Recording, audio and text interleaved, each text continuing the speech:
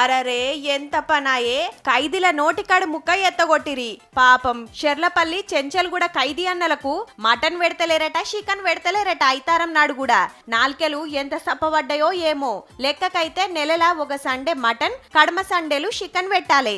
కానీ నడుమ ఐతారం పూట కూడా కూరగాయలు, పప్పు, పచ్చి పులుసే పెడుతుర్రట. హగో గిదేందని ఎంక్వైరీ చేస్తే బడ్జెట్ లేదట. మీదికెళ్ళి పైకం వస్తేనే కదా ఇంత యాట కూరో కోడి కూరో పెట్టేది. అయ్యో అని ఆఫీసర్లైతే జేబుల పైకం దియ్యరు కదా. పోనీ 10 మందో 20 మందో అయితే అదో లెక్క. 100 మంది ఉండిరి, గంత మందికి నీసు కూరలు వండి పెట్టాలంటే ఆరిపోతారు మళ్ళా. కానీ ఎంత నేరాలు ఘోరాలు చేసి జైలుకు పోయినా ఆడేం కూకొని తినబెట్టరు. ఎవ్వలకు శాతనైన పని వాళ్ళు చేయాల్సిందే. అప్పుడో ఇప్పుడో అన్న బలంగల తిండి పెడితేనే కదా పానం మంచిగుండేది. ముచ్చట ఆయంత బయటికి తెలిసే వరకు లేలే ఈ ఐతారంకెళ్ళి చికెన్లు మటన్లు వడ్డిస్తామంటూరు జైలు ఆఫీసర్లు.